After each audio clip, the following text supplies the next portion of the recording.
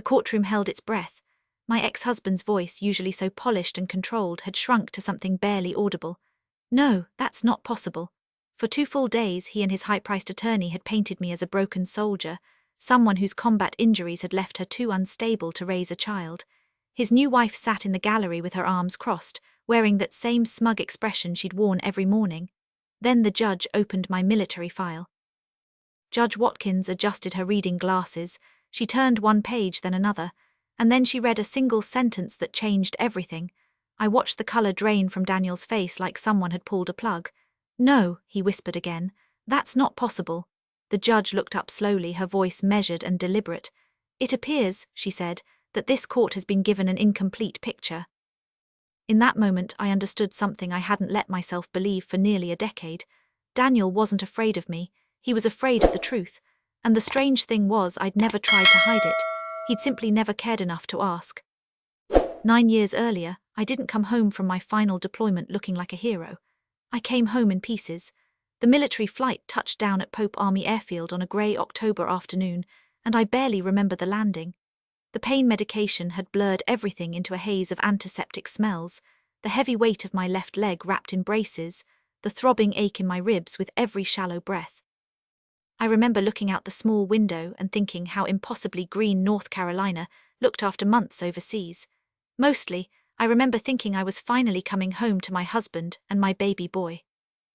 Noah was only 3 months old when I left. I'd kissed his tiny forehead before shipping out, convinced it would be a short deployment. Instead, everything changed in an instant. Our convoy was hit during a humanitarian evacuation. I helped pull 2 young soldiers from a burning vehicle before another explosion threw me across the road like a rag doll. Broken ribs, a shattered pelvis, severe damage to my left knee. The doctors said I'd walk again eventually, but it would take time. Time I believed my family and I would face together. I couldn't have been more wrong. Daniel met me at Walter Reed with flowers. Looking back, I think he bought them because people expected him to. He smiled for the photographs, held my hand while nurses watched, even kissed my forehead like a devoted husband. I remember thinking how lucky I was. I didn't realize he'd already made up his mind. 2 days after I was transferred closer to home, he walked into my hospital room carrying a manila envelope. He didn't sit down. He didn't ask how therapy was going. He just placed it on my blanket. I've already signed everything. What is it? The divorce papers. For a moment, I honestly thought the medication was making me hallucinate. What? I can't do this anymore, Emma. I stared at him, trying to process the words. We have a baby. I know. I'm still in the hospital. I know. I can't even stand. He looked away, and then he said the words that would echo through every sleepless night for years. I didn't marry someone I'd have to spend the rest of my life taking care of. The room became unbearably quiet. I searched his face for even the smallest trace of guilt. There wasn't any. What about Noah? I'll send child support. You haven't even held him this week. He'll be better off without all this. He gestured toward my wheelchair, toward my braces, toward me. For years I wondered whether he regretted saying those words. Now I know he meant every single one of them. 3 days after my discharge, my older brother Michael took me home. Daniel wasn't there. His closet was empty. Half the furniture was gone, so were the family photographs. The only thing waiting for me on the kitchen counter was a folder from his attorney. Later that afternoon, my neighbor hesitantly walked across the street carrying a casserole. I wasn't sure if anyone had told you. Told me what? I saw Daniel yesterday. My stomach tightened. He was moving into a condo downtown. She paused. He wasn't alone. I already knew. Somehow I already knew. A week later, another military spouse sent me a picture she'd taken at a restaurant. Daniel, laughing, holding hands with a woman from his office, the same woman he'd always insisted was just a co-worker. The timestamp was from before my deployment ended, maybe even before it began. The affair hadn't started after my injuries. It had simply become easier for him to stop pretending. Meanwhile, every morning started the same way. Pain medication, physical therapy, learning how to transfer from bed to wheelchair without dropping Noah, trying not to cry when my ribs screamed every time I picked him up. My VA therapist once asked what frightened me most. I surprised myself with the answer, that my son will grow up believing his father left because of me. She looked at me for a long moment. Then she said something that stayed with me. Children don't remember who walked away, they remember who stayed. That sentence carried me through the darkest nights. Some evenings I slept sitting upright because lying down hurt too much. Other nights Noah cried for hours with colic while I shuffled through the hallway using a walker, praying my leg wouldn't give out before he fell asleep. There were moments I wanted to quit, moments I wondered whether Daniel had been right. Then Noah would wrap his tiny fingers around mine, and suddenly I had another reason to stand, literally. Every painful step during rehabilitation became a promise, not to prove Daniel wrong, but to make sure my son never doubted that someone would always fight for him. I'd survived a battlefield. Now I had another war to win. People love to say that time heals all wounds. It doesn't. Time simply gives you more chances to decide what you're going to do with the wounds you already have. For me, healing wasn't measured in months. It was measured in tiny victories. The first time I stood without someone catching me, the first time I walked across the living room using only a cane, the first morning I managed to lift Noah out of his crib without crying from the pain in my ribs. Those moments mattered more than any medal I'd ever received because nobody applauded them. Nobody pinned a ribbon on my chest, but they were victories all the same. Every weekday began before sunrise. Noah usually woke around 5:30, cheerful long before I was ready to face another day. I'd ease myself out of bed, gripping the nightstand until my left leg felt steady beneath me. The doctors had been right, I walked again. But I never walked the same. Cold mornings reminded me of every fracture. Rain made my knee ache like an old injury from another lifetime. Still, I walked. After feeding Noah, my brother Michael would stop by before heading to work. "You good?" he'd ask every morning. "I'm good, you sure?" "No." That became our running joke. He'd laugh, kiss Noah on the forehead, refill anything around the house that needed fixing, and leave without making me feel like a burden. He never once treated me the way Daniel had. After almost 18 months of rehabilitation, I was medically retired from active duty. Handing over my military ID was harder than I'd expected. The army had been my identity since I was 22. Now I had to figure out who Emma Carter was without a uniform. Fortunately, one of my former commanding officers refused to let me disappear. Colonel Diane Foster called one afternoon. "I hear you've been sitting at home too long." "I have a 4-year-old. "So do half the people at the Pentagon," I laughed. "I can't relocate. I didn't ask you to." She offered me a civilian position with a Department of Defense logistics contractor in Raleigh. It wasn't glamorous, no deployments, no command, no rank, but it allowed me to use everything I'd learned over 20 years in uniform while spending every evening at home with Noah. I accepted. Money was still tight. I sold my SUV and bought a reliable used sedan. Our townhouse wasn't fancy. The carpet had seen better days. The kitchen cabinet squeaked. The backyard was barely big enough for a swing set, but it was ours. More importantly, it was peaceful. Daniel faithfully paid the child support ordered by the court. Nothing more. No birthday cards, no Christmas visits, no phone calls. Sometimes months passed without Noah even mentioning him. When he finally became old enough to ask difficult questions, I promised myself I wouldn't poison his heart. One evening after his kindergarten graduation, he climbed onto the couch beside me. "Mom." "Yeah, buddy. Why doesn't my dad come?" Children ask impossible questions with remarkable simplicity. I turned off the television. "Your dad made different choices. Did he not love me?" The question hit harder than any explosion I'd survived overseas. I pulled him into my arms. "Listen to me." He looked up. "There is nothing wrong with you." "Then why?" "Sometimes grown-ups make selfish decisions." "Is he a bad man?" I thought carefully before answering. "No," he frowned. "He made bad choices, there's a difference." One I hoped Noah would understand someday.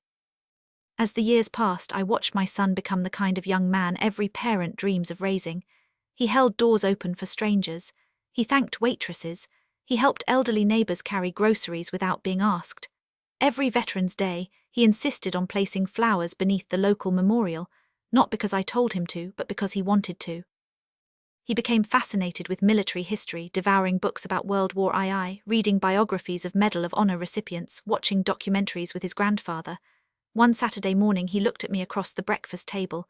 "Mom, what is it? Were you scared?" "Where?" "When you were deployed." I smiled. "Every day." His eyes widened. "Really? Being brave doesn't mean you aren't scared." "What does it mean?" "It means doing the right thing anyway." He nodded thoughtfully. I could almost see the lessons settling into his heart. Meanwhile, life wasn't nearly as perfect for Daniel as social media suggested. Friends occasionally mentioned seeing him at expensive restaurants, luxury vacations, a beautiful house in Charlotte, photos with his wife, expensive cars. From the outside, he appeared to have everything he'd wanted. I stopped paying attention years earlier. until one afternoon changed everything. It happened during Noah's fourth grade award ceremony. His teacher pulled me aside after the program. "Mrs. Carter, I wanted you to know Noah has been nominated." "For what?" "The Carolina Junior Leadership Academy." I'd never heard of it, she smiled. "It's an incredibly selective program." Later that night I researched it. Leadership training, academic scholarships, community service, mentorship by retired military officers and civic leaders. Only a handful of students were accepted each year. Noah worked tirelessly on his application.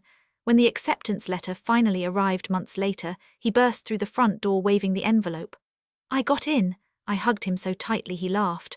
"I knew you could." Neither of us realized someone else had been paying attention. Exactly 3 weeks later, a certified envelope arrived from a law office. I opened it standing in my kitchen. The first line made my stomach drop: petition for full custody. Daniel wasn't asking to visit his son. He was asking the court to take him away from me. And as I kept reading, I realized this wasn't about fatherhood. It was about winning. I must have read the first page of the custody petition 10 times before the words finally made sense. Petition for sole legal and physical custody, not visitation, not shared parenting. Daniel wanted full custody. He wanted our son. For several minutes I simply stood in my kitchen staring at the papers while the kettle whistled on the stove. Noah walked in carrying his backpack. "Mom, you okay?" I quickly folded the documents. "Just work." He nodded and disappeared upstairs. I waited until I heard his bedroom door close before allowing myself to cry. Not because I was afraid of losing, but because after 9 years of silence, Daniel had suddenly decided he deserved to be called a father. The next morning I met with an attorney recommended by another veteran. Her office overlooked downtown Raleigh, nothing fancy, just shelves packed with legal books and framed family photographs. Her name was Linda Brooks, and she'd spent nearly 30 years handling family law. She read the petition without saying a word. When she finally looked up, she sighed. "This isn't really about custody." I figured. He waited almost a decade. I know. He barely exercised the visitation rights he already had. I know. She tapped one paragraph with her pen. "Here's the real reason. The filing claims your combat injuries have left you physically limited. It also suggests you continue to suffer from emotional instability related to military service." Daniel's attorney argued that Noah would enjoy greater opportunities and a more stable home environment if he lived with his father. I laughed, not because it was funny, but because it was absurd. A stable home? Linda nodded. "We're going to need documentation. I've got medical records. We'll need more than that. I've completed every VA evaluation they've ever asked for." "Good. I've worked full-time for 7 years." "Excellent. My son's teachers know me. We'll call them."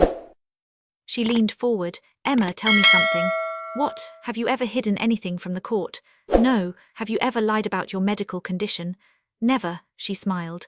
"Then don't start worrying." I wanted to believe her, but I'd spent enough time in life to know that truth didn't always win quickly. Sometimes it had to fight. Over the next several weeks we gathered records: school attendance, medical evaluations, employment history, volunteer work, letters from neighbors, statements from Noah's teachers. Every document painted the same picture: a stable home, a healthy child, an involved mother. Meanwhile, Daniel's attorney seemed determined to turn my military service into a liability. During depositions, the questions became increasingly insulting. "Mrs. Carter, do loud noises still startle you?"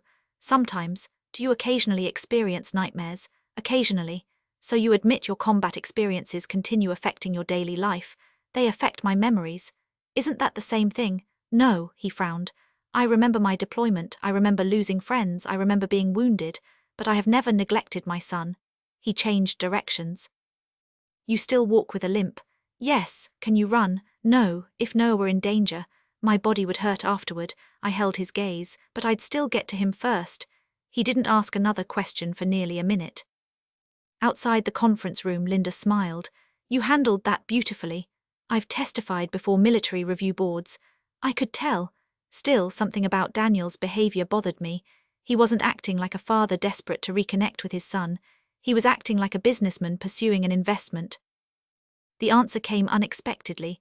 One Saturday afternoon, Noah was at soccer practice when Michael stopped by with coffee. He looked unusually serious. "I think I know what's going on." "What?" I ran into an old coworker. "So, he works for Daniel's company." I waited. "Apparently Daniel has been bragging." "About what?" "That his son was accepted into the Carolina Junior Leadership Academy." I frowned. He never even congratulated Noah. Michael nodded. According to my friend, Daniel keeps telling people his kid is on track for military academy recommendations and scholarship opportunities.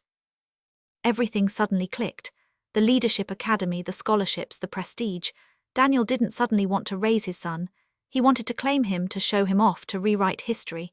That realization hurt less than I expected, mostly because it confirmed what I'd already known. He still hadn't changed. The trial began in early spring. The county courthouse felt strangely familiar. Military hearings had taught me to stay calm under pressure. Still, family court was different. This wasn't my career. This was my child. Daniel looked successful, tailored navy suit, expensive watch, perfect haircut. His wife sat behind him wearing pearls. They looked like the picture of suburban success. I arrived carrying one worn leather folder. Inside were 9 years of truth. Judge Elena Watkins entered precisely at 9 o'clock. She greeted both attorneys politely before reviewing the case file. Daniel's lawyer went first. For nearly an hour he painted a heartbreaking picture: a wounded veteran, permanent physical limitations, emotional trauma, a child who supposedly needed greater stability. Several times he referred to me as disabled. Each time I quietly wrote notes. When it was our turn, Linda didn't attack Daniel. Instead, she introduced evidence: employment records, medical evaluations, school reports, volunteer certificates. Every witness described the same woman: dependable, patient, disciplined, present. Then Daniel took the stand. He spoke confidently. "I've always loved my son." Linda stood. "When was the last birthday party you attended?" Silence. "When was the last parent-teacher conference?" Silence. "What is Noah's favorite subject?" Daniel hesitated. "Science. It's history," she continued. "What size shoes does your son wear?" No answer. "What food is he allergic to?" Daniel looked toward his attorney. "I don't remember." Linda thanked him and returned to her seat. Judge Watkins remained expressionless. She reviewed the exhibits quietly before speaking. I noticed repeated references to Mrs. Carter's military service. She looked toward Daniel's attorney. "Has the court received her complete military record?" "No, Your Honor." "I'd like to see it." The courtroom suddenly became very quiet. The clerk disappeared through a side door. A few minutes later she returned carrying a sealed military file.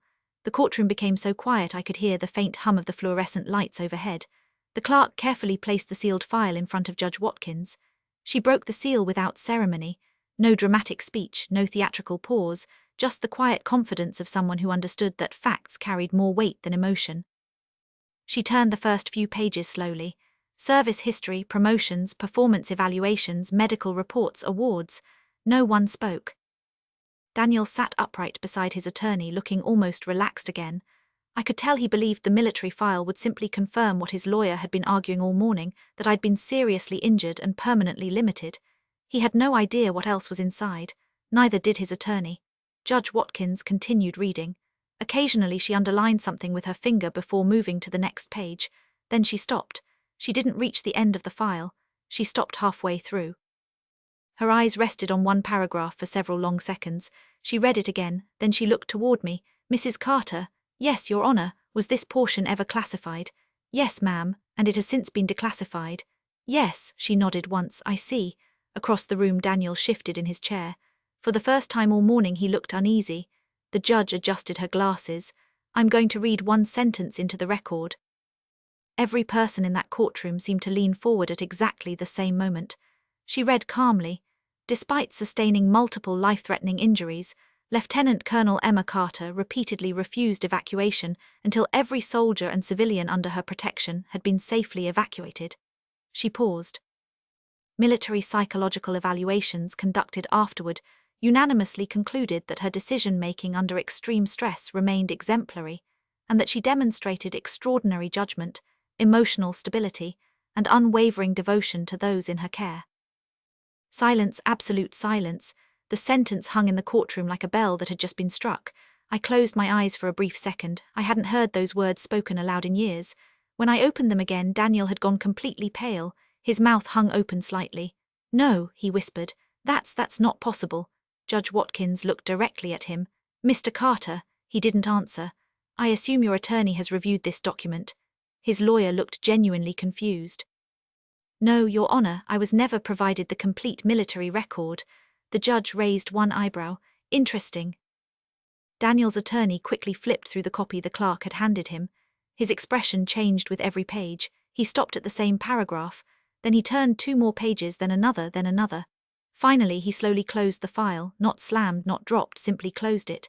He removed his glasses and rubbed his forehead. That quiet gesture spoke louder than any objection could have. Linda leaned toward me and whispered, "I think their case just collapsed." But the hearing wasn't over.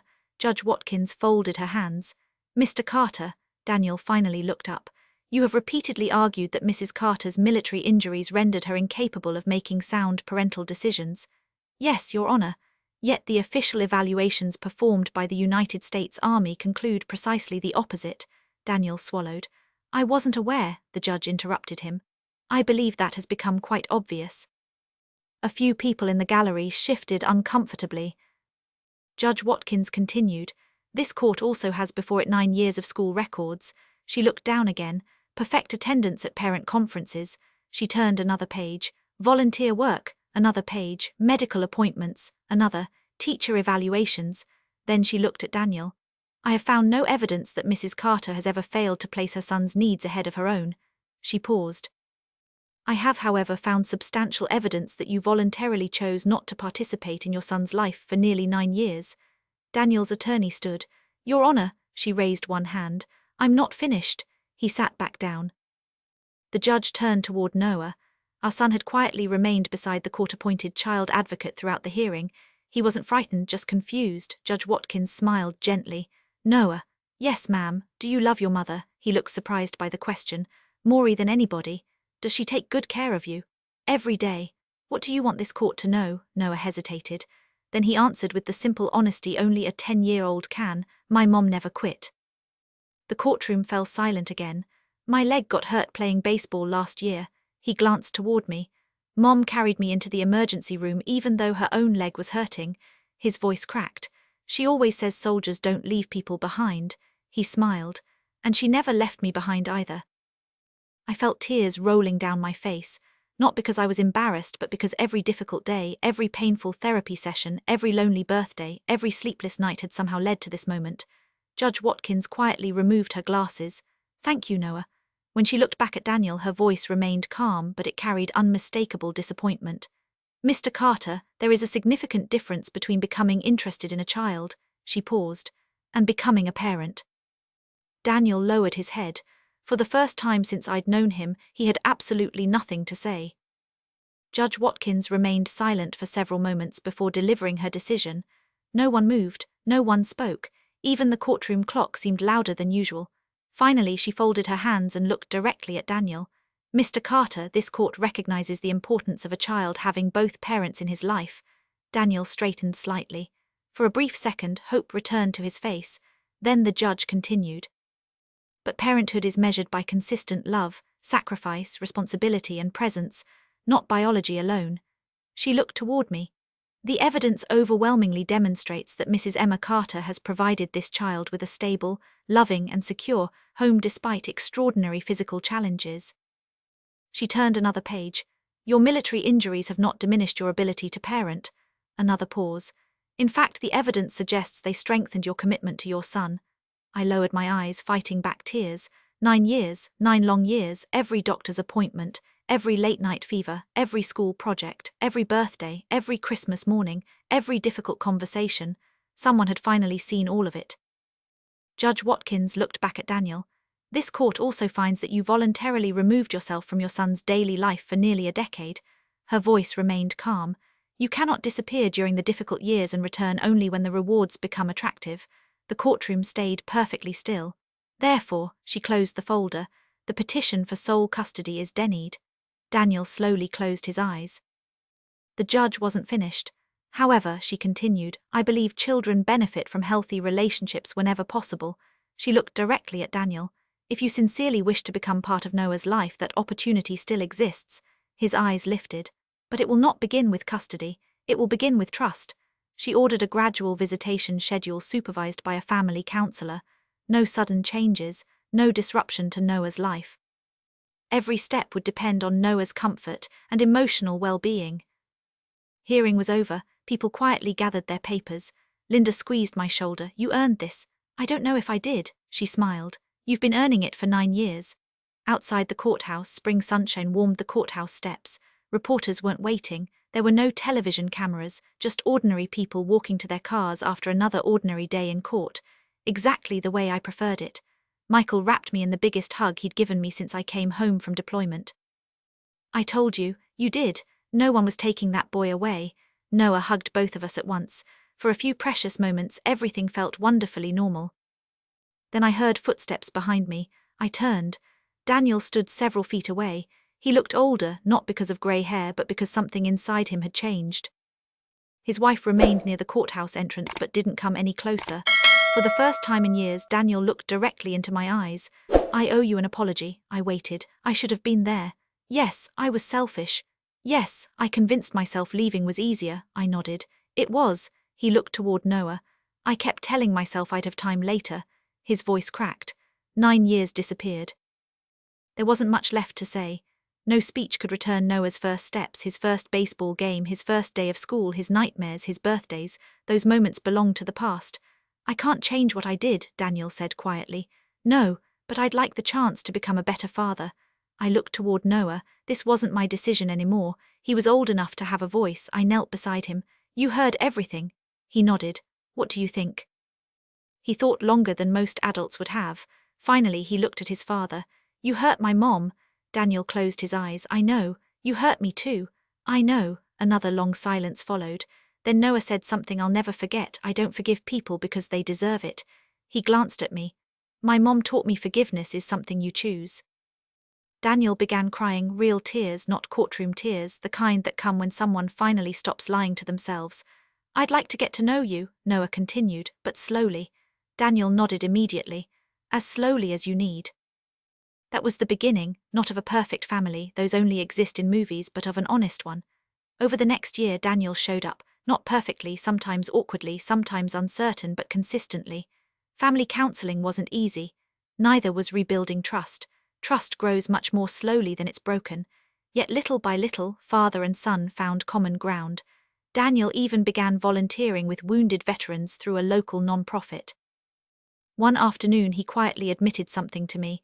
When the judge read your military record, I looked at him. I realized I'd spent years telling myself you were broken. He smiled sadly. The truth was I was the one who ran. I didn't answer. I didn't need to. Life had already answered for me. Today Noah is preparing for college. He still wants to serve others. Whether in uniform or another profession, that's his decision. I'm simply proud that he grew into a compassionate young man, not because his life was easy, but because hardship never hardened his heart. Looking back now, I understand something I couldn't have understood 9 years ago. The greatest victory wasn't winning in court. It wasn't proving Daniel wrong. It wasn't even hearing that sentence from my military record read aloud.